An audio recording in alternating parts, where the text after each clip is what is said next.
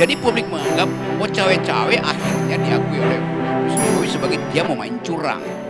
Kan dari awal kecurangan itu kan diperlihatkan pelan-pelan. 3 periode ngapain? Presiden juga bilang, enggak itu keinginan dari relawan Projo. Yang terakhir sebetulnya kenapa cawe-cawe itu muncul?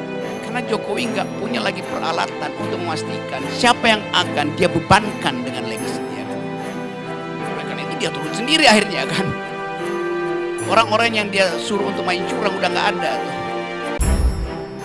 Ungkapan calon Presiden RI dari Koalisi Perubahan untuk Persatuan Anies Baswedan soal perjalanan politik yang menuju pemilu 2024 akan tidak mudah bukan isapan jempol belaka. Belakangan mencuat isu upaya menjegal Anies dilakukan oleh pejabat negara. Kalau kami tegas dan jelas di awal, di Piagam sudah disampaikan. Kami memberikan mandat kepada Mas Anies Baswedan untuk memilih cawapres dan membentuk pasangan calon yang bisa memenangkan. Karena apa? Inilah aspirasi yang kami dapat dari keliling bertemu masyarakat seluruh Indonesia.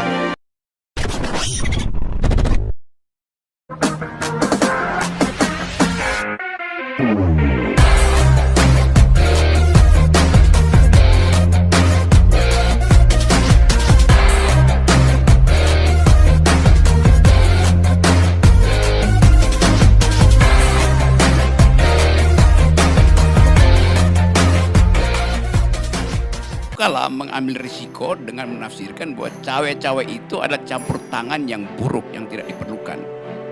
Walaupun Pak Yusuf Kala bikin referensi bahwa itu menurut temennya, kira-kira begitu kan, supaya aman itu. Ya dua teman ini yang bertengkar. Tapi kalau kita lihat algoritma dari kalimat itu, kan sebelumnya ada past event, sequences. Mulai dari Projo mempromosikan 3 periode, lalu ada soal Muldoko merampok Partai Demokrat, lalu ada soal 3 periode sistem tertutup, macam-macam di situ tuh. Nah orang tidak mungkin merumuskan sesuatu di luar grammar itu. Jadi istilah cawe-cawe itu semacam konklusi dari peristiwa itu. Itu yang masuk di benak publik. Jadi publik menganggap, oh cawe-cawe akhirnya diakui oleh Presiden Jokowi sebagai dia mau main curang. Kan dari awal kecurangan itu kan diperlihatkan pelan-pelan. 3 periode ngapain? Presiden juga bilang, enggak itu keinginan dari relawan Projo. Ya tentu karena relawan Projo menganggap Jokowi ingin 3 periode. Kan dalil itu bisa kita tangkap dengan baik.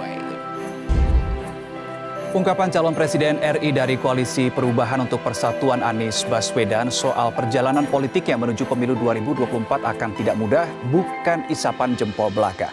Belakangan mencuat isu upaya menjegal Anies dilakukan oleh pejabat negara.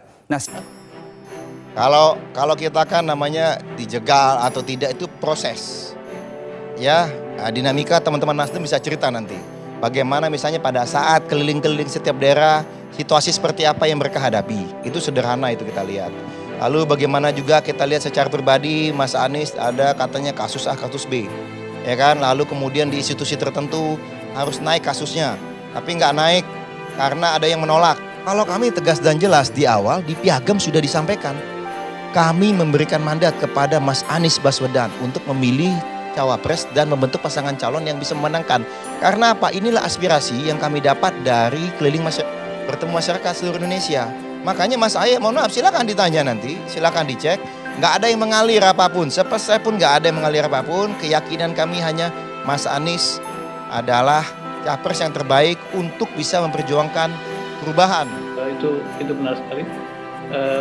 Secara proses barangkali sah saja, cuman ingin kita menyampaikan kepada publik, pada masyarakat, para pendukungnya Pak Anies, bahwa suasana memang tidak seperti biasa, tidak mudah, dan saya pun berdialog dengan sejumlah pihak, termasuk para pengamat internasional, media-media internasional itu mereka bertanya kenapa sampai begini rupa gitu ya, dan memang penjelasannya sulit untuk dijelaskan dengan rasional, tapi itulah yang kita alami dan barangkali ini bagian dari dinamika perjuangan, tantangan berjuang untuk mendorong perubahan. Tanpa bermaksud berkeluh kesah, tapi kalau kita lihat ditarik ke belakang, sebetulnya kan upaya untuk membuat Anies itu tidak masuk dalam radar politik bukan ketika Pilpres saja gitu ya, tapi bahkan jauh sebelum itu. Jadi misalnya Oke, baik. ketika menjadi menteri sudah di reshuffle di tengah jalan tanpa alasan mengenai kinerja maupun mengenai kredibilitas maupun integritas. Kemudian ketika maju ke Pilgub juga sebetulnya kan luar biasa tuh. Saya tidak bisa menyatakan dalam forum ini, tetapi silakan masyarakat menilai, menimbang-nimbang, menganalisis, dan masyarakat sudah cerdas. Pemirsa Metro TV juga menyaksikan. Jadi silakan tapi saya tidak bisa menyebut nama maupun identitas maupun posisi. Itu rasanya tidak etis. Buat bangsa ini silahkan.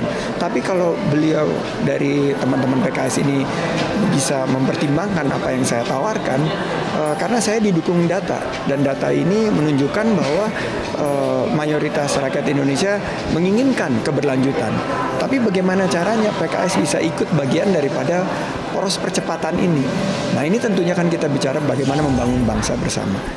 Kami di Jakarta itu menemukan masalah yang sering sekali kami rasakan sebagai masalah yang rumit dan seakan tidak ada jalan keluar. Terus menerus itu kejadian, terus menerus, tapi juga terus menerus Allah kirimkan jalan-jalan keluar dari rute yang tidak terkira sebelumnya. Dan itu semua kami yakini karena kiriman doa dari tempat-tempat yang kami tidak dengar, dari tempat-tempat yang kami tidak lihat, tapi kami rasakan di Jakarta. Semenjak mulai saat pilkada itu sendiri, rumiyin niku Pak Yai, sedaya survei kula kalih sanding selalu nomor 3. Mboten nate nomor 2 apalagi nomor 1. Ya, terus kita tuh sampai mikir, niki survei publik napa aspirasi surveyor ya? Sekarang juga gitu, semua survei itu muncul hasilnya kami selalu nomor 3. Bahkan pemilu itu masih 8 bulan lagi, tapi surveinya rasanya setiap minggu ada survei. Ini survei menangkap opini atau survei membentuk opini? Nah, tapi alhamdulillah Allah berikan amanat itu kepada kami dan insya Allah kami jalankan amanat itu dengan sebaik-baiknya. Boleh cerita nih Pak yang sini? Sakit? Ini cerita tentang bagaimana kerumitan itu terjadi. Wow, Pak Kiai Munif cerita tentang Formula E. Saya cerita Formula E sedikit boleh? Boleh ya? Pas mau bikin aspal, saking kita itu diblok sama semua. Penjual aspal itu tidak mau menjual aspalnya. Lo coba gimana? Kita mau beli loh ini, bukan minta sumbangan loh. Kita ini mau beli, yang punya itu tidak mau menjual. Dan semuanya juga bilang, minta maaf sekali, kami nggak berani jual. Nggak bisa jual. Nah, apa itu bukan aspal polos, aspal yang sudah dicampur. Panjenengan sedaya pasti tahu apa semen yang dicampuran kalau untuk cor-coran itu kan sudah dicampur semen, pasir, batu. Nah, ini aspal yang sudah dicampur begitu, itu tidak mau dijual. Jadi insinyur-insinyur yang mengerjakan itu harus membuat sendiri, beli aspal curahnya yang lengket itu, cari pasirnya, cari lemnya, cari batu kerikilnya, semua cari sendiri-sendiri, terus diaduk sendiri untuk jadi aspal untuk dipasang.